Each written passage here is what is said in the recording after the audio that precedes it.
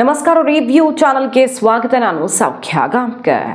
ಕರ್ನಾಟಕ ಕಾಂಗ್ರೆಸ್ನಲ್ಲಿ ಹೈಕಮಾಂಡ್ ಕಟ್ಟಾಜ್ಞೆಯ ಮೇರೆಗೆ ಎಲ್ಲರೂ ಗಪ್ಚುಪ್ ಅಂತ ಇರೋ ನಡುವೆಯೇ ಬೆಳಗಾವಿಯಲ್ಲಿ ಬಹುದೊಡ್ಡ ಸಂದೇಶ ಈಗ ಎಐಸಿಸಿ ಅಧ್ಯಕ್ಷರಿಂದಾನೇ ಸಿಕ್ಕಿದೆ. ಕರ್ನಾಟಕದಲ್ಲಿ ಮುಖ್ಯಮಂತ್ರಿ ಬದಲಾವಣೆ ಮತ್ತು ರಾಜ್ಯ ಕಾಂಗ್ರೆಸ್ನಲ್ಲಿ ಬಹುದೊಡ್ಡ ಬೆಳವಣಿಗೆಯ ಬಗ್ಗೆ ಸುಮಾರು ದಿನಗಳಿಂದ ಚರ್ಚೆ ಜೋರಾಗಿದೆ. ಅದು ಹೈಕಮಾಂಡ್ಗೂ ಕೂಡ ಬಿಸಿ ತಟ್ಟಿಸಿದೆ.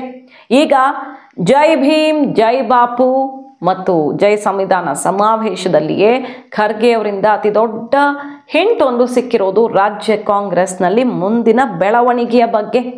ಹೈಕಮಾಂಡ್ ನಾಯಕರೆಲ್ಲ ಬೆಳಗಾವಿಗೆ ಬಂದು ಇಲ್ಲಿನ ಸಂಘಟನೆ ಕಾರ್ಯಕ್ರಮ ಎಲ್ಲ ನಡೆಸ್ಕೊಟ್ಟ ರೀತಿಯ ಬಗ್ಗೆ ಬಹುಮೆಚ್ಚುಗೆಯನ್ನು ವ್ಯಕ್ತಪಡಿಸಿ ಹೋಗಿರೋ ಹೊತ್ತಲ್ಲಿ ಇದೆಲ್ಲ ಔಟ್ ಆಗ್ತಿರೋದು. ಮಾಹಿತಿ ನಿಮ್ಮ ಮುಂದೆ ಇಡ್ತಾ ಹೋಗ್ತೀವಿ. ಮಿಸ್ ಮಾಡಿದ್ರೆ ನಮ್ಮ ಚಾನಲ್ನ ಸಬ್ಸ್ಕ್ರೈಬ್ ಮಾಡಿ, ನಿಮ್ಮ ಅಭಿಪ್ರಾಯ ಕಮೆಂಟ್ ಮಾಡಿ ತಿಳಿಸಿ. ಎಸ್ ವೀಕ್ಷಕರೇ, ಈ ಸಮಾವೇಶ ಆಯೋಜಿಸಿರೋದ್ರ ಬಗ್ಗೆ ರಾಜ್ಯ ಕಾಂಗ್ರೆಸ್ ನಾಯಕರಿಗೆ ಎಲ್ರಿಗೂ ಕೂಡ ಮೆಚ್ಚುಗೆ ವ್ಯಕ್ತಪಡಿಸಿದ್ದಾರೆ. ಹೈಕಮಾಂಡ್ ನಾಯಕರು ಸಿದ್ದರಾಮಯ್ಯನವ್ರಿಗೆ ಎಲ್ಲ ನಾಯಕರಿಗೂ ಕ್ರೆಡಿಟ್ ಕೊಟ್ಟಿದ್ದಾರೆ. ಅದರಲ್ಲೂ ಡಿ ಕೆ ಶಿವಕುಮಾರ್ ಅವರ ಆಯೋಜನಾ ರೀತಿ, ಸಂಘಟಿಸಿರುವಂಥ ರೀತಿ, ಅಲ್ಲೆಲ್ಲ ತಯಾರಿ ಮಾಡಿರೋದು, ಇಂತಹ ಕಾರ್ಯಕ್ರಮವನ್ನು ಹಿಂದೆಂದೂ ನೋಡಿಲ್ಲ, ಅಷ್ಟು ಅದ್ಭುತವಾಗಿ ಜರುಗಿದೆ ಅಂತ ಡಿ ಕೆ ಶಿವಕುಮಾರ್ಗೆ 100/100 ಮಾರ್ಕ್ಸ್ ಕೊಟ್ಟು ಹೋಗಿರೋದು ಈಗ ಹೈಕಮಾಂಡ್ ನಾಯಕರು.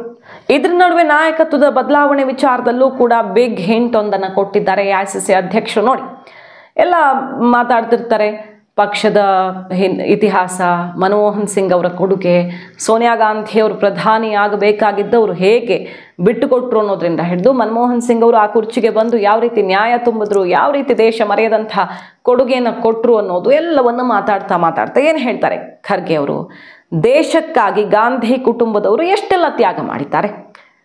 ಇಂದಿರಾ ಗಾಂಧಿ, ರಾಜೀವ್ ಗಾಂಧಿ ಅವರ ತ್ಯಾಗ ಮತ್ತು 2004ರಲ್ಲಿ ಸೋನಿಯಾ ಗಾಂಧಿಯವರು ಪ್ರಧಾನಿ ಹುದ್ದೆಯನ್ನು ಬಿಟ್ಟು ತ್ಯಾಗ ಮಾಡಿದ್ರು. ಸೊ ನಾವೇನು ತ್ಯಾಗ ಮಾಡಬೇಕಾಗಾದ್ರೆ, ನಾವು ತ್ಯಾಗ ಮಾಡೋದಕ್ಕೆ ಸಿದ್ಧವಿದ್ದೀವಾ ಅನ್ನುವ ಪ್ರಶ್ನೆಯನ್ನು ಕೇಳ್ತಾರೆ. ದೇಶಕ್ಕಾಗಿ ಇಂದಿರಾ, ರಾಜೀವ್ ತ್ಯಾಗ ಮಾಡಿದ್ರು, ರಾಜಕೀಯಕ್ಕಾಗಿ ಈ ರಾಜಕೀಯ ವಿಚಾರದಲ್ಲಿ ಸೋನಿಯಾ ಗಾಂಧಿಯವರು ತ್ಯಾಗ ಮಾಡಿದ್ರು. ಈಗ ನಾವು ನಮ್ಮನ್ನು ಪ್ರಶ್ನೆ ಮಾಡ್ಕೊಳ್ಬೇಕಾಗಿದೆ, ನಾವು ರೆಡಿ ಇದ್ದೀವಾ ತ್ಯಾಗ ಮಾಡೋದಕ್ಕೆ ಅನ್ನುವ ವಿಚಾರವನ್ನು ಎತ್ತುವ ಮೂಲಕ ಯಾರೋ ಒಬ್ಬರು ತ್ಯಾಗ ಮಾಡುವ ಸಮಯ ಹತ್ತಿರ ಬಂದಿದೆ ಅನ್ನೋದನ್ನು ಕ್ಲಿಯರ್ ಮಾಡ್ತಿದ್ದಾರೆ ಐಸಿಸಿ ಅಧ್ಯಕ್ಷರು. 2004ರಲ್ಲಿ ಸೋನಿಯಾ ಗಾಂಧೀಜಿ ಅವರು ಪ್ರಧಾನಮಂತ್ರಿ ಆಗಬೇಕಾಗಿತ್ತು. ಆದರೆ ಅವರು ಆ ಪ್ರಧಾನಮಂತ್ರಿ ಪದವನ್ನು ಸ್ವೀಕಾರ ಮಾಡಲಿಲ್ಲ, ಅವರು ತ್ಯಾಗ ಮಾಡಿದ್ರು.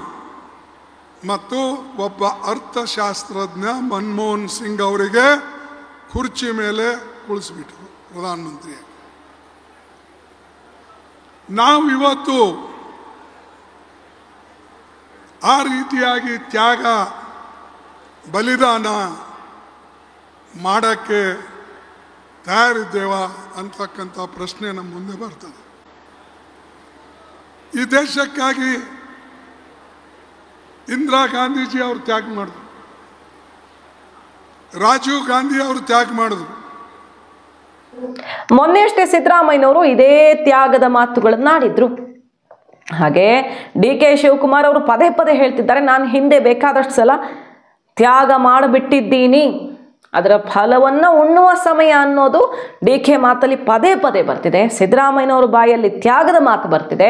ಖರ್ಗೆಯವರು ಈಗ ಮತ್ತೊಮ್ಮೆ ಉಚ್ಚರಿಸಿದ್ದಾರೆ, ಪಕ್ಷವೇ ಮುಖ್ಯ ಮತ್ತು ನಮ್ಮನ್ನು ನಾವು ಪ್ರಶ್ನೆ ಮಾಡಿಕೊಳ್ಬೇಕಾಗಿದೆ, ಅಂತಹ ಸಮಯ ಬಂದರೆ ಅನ್ನುವಂಥ ಕ್ಲಿಯರ್ ಮೆಸೇಜ್ ಅಧ್ಯಕ್ಷರ ಬಾಯಲ್ಲಿ ಬಂದಿದ್ದು ಈಗ ರಾಜ್ಯ ಕಾಂಗ್ರೆಸ್ನಲ್ಲಿ ಬದಲಾವಣೆ, ಅಂದರೆ ಸರ್ಕಾರದ ಮಟ್ಟದಲ್ಲಿ ಬದಲಾವಣೆ, ಕಟ್ಟಿಟ್ಟ ಬುತ್ತಿ ಅನ್ನೋದಕ್ಕೆ ಮತ್ತಷ್ಟು ಸ್ಪಷ್ಟತೆಯನ್ನು ಕೊಡ್ತಾ ಇದೆ ಈ ಒಂದು ಸ್ಟೇಟ್ಮೆಂಟ್.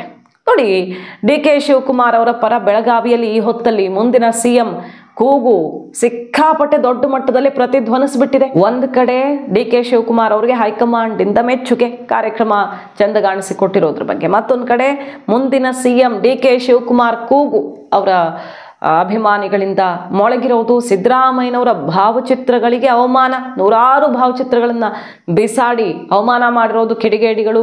ಯಾರು ಮಾಡಿದ್ದಾರೆ, ಯಾರು ಬಣದವರ, ಮತ್ತೊಂದು ಅದೆಲ್ಲ ಗೊತ್ತಾಗಬೇಕಷ್ಟೇ. ದೊಡ್ಡ ಮಟ್ಟದಲ್ಲಿ ಅಲ್ಲಿ ಬಿಸಾಡಿರೋದೆಲ್ಲ ಆ ದೃಶ್ಯಗಳೆಲ್ಲ ವೈರಲ್ ಆಗಿದ್ದಾವೆ. ಹೀಗಿರುವಾಗ ಖರ್ಗೆ ಅವರ ಈ ತ್ಯಾಗದ ಮಾತುಗಳ ಒಳ ಅರ್ಥವೇನು? ಒಂದು ಕಡೆ ಡಿ ಕೆ ಶಿವಕುಮಾರ್ ಅವ್ರಿಗೆ, ಸಿದ್ದರಾಮಯ್ಯನವ್ರಿಗೆ ಸಿಗದಂತಹ ಒಂದು ಪ್ರಮುಖವಾದ ಅವಕಾಶ ಡೆಲ್ಲಿಯಲ್ಲಿ ಸಿಕ್ಕಿದೆ.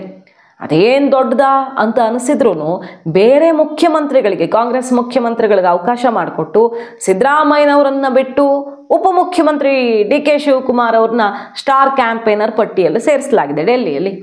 ಬೇರೆ ಯಾರೂ ಇಲ್ಲವಪ್ಪ CMಗಳು ಅಂದರೆ ಒಂದು ಲೆಕ್ಕ ರೇವಂತ್ ರೆಡ್ಡಿ ಅವರಿದ್ದಾರೆ. ಬೇರೆಯವ್ರಿಗೆ, ಪ್ರಮುಖ ನಾಯಕರಿಗೆಲ್ಲ ಅಲ್ಲಿ ಅವಕಾಶ ಮಾಡಿಕೊಡ್ಲಾಗಿದೆ. ಬಟ್ ಬಜೆಟ್ ಕಾರಣಕ್ಕೆ ಸಿದ್ದರಾಮಯ್ಯನವ್ರನ್ನ ಸೇರಿಸಿಲ್ಲ ಅನ್ನೋ ರೀತಿ ಡಿ ಕೆ ಶಿವಕುಮಾರ್ ಅವ್ರು ಹೇಳ್ತಿದ್ದಾರೆ. ಬಟ್ ಡಿ ಕೆಗೆ ಡೆಲ್ಲಿಯಲ್ಲಿ ಪ್ರಣಾಳಿಕೆ 2,500 ಘೋಷಣೆ ಮಾಡೋದಿಕ್ಕೂ ಅವರನ್ನೇ ಕರೆದಿದ್ರು. ಅವರೇ ಹೇಳ್ಕೊಳ್ತಾರೆ, ಎಸ್ ನನ್ನನ್ನೇ ಕರೆದಿದ್ರು, ನನಗೆ ಗೊತ್ತಿಲ್ವಾ ಅನ್ನೋ ರೀತಿಯಲ್ಲಿ ಅವರೇ ಹೇಳ್ಕೊಂಡಿದ್ದಾರೆ. ಈಗ ಸ್ಟಾರ್ ಕ್ಯಾಂಪೇನರ್ ಆಗೂ ಆಯ್ಕೆ ಆಗಿದೆ, ನಾನು ಹೋಗ್ತೀನಿ ಅನ್ನೋ ಮೂಲಕ ಡೆಲ್ಲಿಯ ಎಲೆಕ್ಷನ್ನಲ್ಲಿ ದೊಡ್ಡ ಪಾತ್ರ ಇದೆ ನನ್ನದು. ಬೇರೆ ಬೇರೆ ಬಲಗಳ ಎಲೆಕ್ಷನ್ಗೆ ಬೇಕಾಗೋ ಬಲಗಳ ಕೊಡುಗೆಯನ್ನು ಕೊಡ್ತಿರಬಹುದು ಡಿ ಕೆ ಶಿವಕುಮಾರ್ ಅವರು, ಹೇಳೋದಕ್ಕಾಗಲ್ಲ. ಹೈಕಮಾಂಡ್ಗೆ ಈ ಮೂಲಕ ಮತ್ತಷ್ಟು ಮಗದಷ್ಟು ಹತ್ತಿರ ಆಗಿರೋ ಡಿ ಕೆ ಶಿವಕುಮಾರ್ ಅವರ ಆತ್ಮವಿಶ್ವಾಸ ಡಬಲ್ ಆದಂತೆ ಕಾಣಿಸ್ತಾ ಇದೆ. ಡಿ ಕೆ ಶಿವಕುಮಾರ್ ಅವ್ರು ಹೇಳ್ತಿರೋದು ಇಷ್ಟೇ, ಸಾಮರ್ಥ್ಯ ನೋಡಿ ಸಿಗಬೇಕಾಗಿರೋ ತಾನಾಗೇ ಬರುತ್ತೆ, ಆಫರ್ ಆಗಿ ಬರಬೇಕು, ಅಂಗಡಿಯಲ್ಲಿ ಕೊಂಡುಕೊಳ್ಳೋದಲ್ಲ, ಅದೆಲ್ಲ ಸಾಮರ್ಥ್ಯ ಇರೋರ್ಗೆ ಸಿಗತ್ತೆ ಅಂತ ಹೈಕಮಾಂಡ್ ನಾಯಕರನ್ನ ಭೇಟಿ ಮಾಡಿ ಮೊನ್ನೆ ಡೆಲ್ಲಿಗೆ ಹೋಗಿ ಬಂದ ಮೇಲೆ ಆ ಮಾತುಗಳನ್ನು ಇನ್ನಷ್ಟು ಗಟ್ಟಿ ಧ್ವನಿಯಲ್ಲಿ ಆಡ್ತಿದ್ದಾರೆ ಡಿ ಕೆ ಶಿವಕುಮಾರ್ ಅವರು. ಮತ್ತೊಂದು ಕಡೆ ಇದೇ ಹೊತ್ತಲ್ಲಿ ಶಿವಲಿಂಗೇಗೌಡರು, ಸಿದ್ದರಾಮಯ್ಯನವರ ಪರಮಾಪ್ತ ನಾಯಕರು ಏನು ಹೇಳಿದ್ದಾರೆ ಅದನ್ನು ಆಲ್ರೆಡಿ ನಿಮ್ಮ ಮುಂದೆ ಇಟ್ಟಿದ್ವಿ ನಾವು. ಏನಂತ ಶಿವಲಿಂಗೇಗೌಡರು, ಹೈಕಮಾಂಡ್ ನಾಯಕರು ಏನು ಆದೇಶ ಕೊಡ್ತಾರೋ ಸಿದ್ದರಾಮಯ್ಯನವರು ಅದನ್ನು ಪಾಲಿಸಲಿದ್ದಾರೆ. ಅಂದರೆ ಕುರ್ಚಿ ಬಿಡಿ ಅಂದರೆ ಬಿಡೋದಕ್ಕೆ ರೆಡಿ. ಸಿದ್ದರಾಮಯ್ಯನವರು ಮಾತು ತಪ್ಪಲ್ಲ ಹೈಕಮಾಂಡ್ ಹೇಳಿದ್ರೆ ಅನ್ನೋದನ್ನು ಕ್ಲಿಯರ್ ಆಗಿ ಹೇಳ್ತಿದ್ದಾರೆ. ಆ ಸಮಯ ಇವತ್ತು ಬಂದಿಲ್ಲ, ಬಂದರೆ ಶಾಸಕರನ್ನು ಕೇಳ್ತಾರೆ ಹೈಕಮಾಂಡ್ ನಾಯಕರು, ಆಗ ನಮ್ಮ ನಿರ್ಧಾರವನ್ನು ಮುಖ್ಯಮಂತ್ರಿ ಆಯ್ಕೆ ವಿಚಾರದಲ್ಲಿ ನಾವು ಕೊಡ್ತೀವಿ ಅನ್ನುವ ಮೂಲಕ ಇರೋರ ಬದಲಾವಣೆ ಬಹುತೇಕ ಖಚಿತ ಅನ್ನೋ ಮೆಸೇಜನ್ನು ಸಿದ್ದು ಆಪ್ತ ಬಳಗವೂ ಕೊಡ್ತಿದ್ದಂಗೆ ಕಾಣಿಸ್ತಾ ಇದೆ. ಸೊ ಓವರ್ ಆಲ್ ಡೆವಲಪ್ಮೆಂಟ್ಸ್, ಮೂಡ ಕೇಸ್ನಲ್ಲಿ ಆಗ್ತಿರೋ ಬೆಳವಣಿಗೆಗಳು ಸಿದ್ದರಾಮಯ್ಯನವರಿಗೆ ಸಂಕಷ್ಟ ತಂದಿಡೋದು ಫಿಕ್ಸಾ? ಸಿದ್ದರಾಮಯ್ಯನವರ ಅವಧಿ ಆಲ್ಮೋಸ್ಟ್ ಹಾಗಾದರೆ ಕಡೆಯ ಹಂತಕ್ಕೆ ಬಂದು ನಿಂತಿದೆಯಾ? ನೋಡಬೇಕು. ಮಾಹಿತಿ ನಿಮ್ಗೆ ಇಷ್ಟ ಆಗಿದ್ರೆ ಮಿಸ್ ಮಾಡಿದ್ರೆ ನಮ್ಮ ಚಾನಲ್ನ ಸಬ್ಸ್ಕ್ರೈಬ್ ಮಾಡಿ, ನಿಮ್ಮ ಅಭಿಪ್ರಾಯ ಕಮೆಂಟ್ ಮಾಡಿ ತಿಳಿಸಿ. Thank you.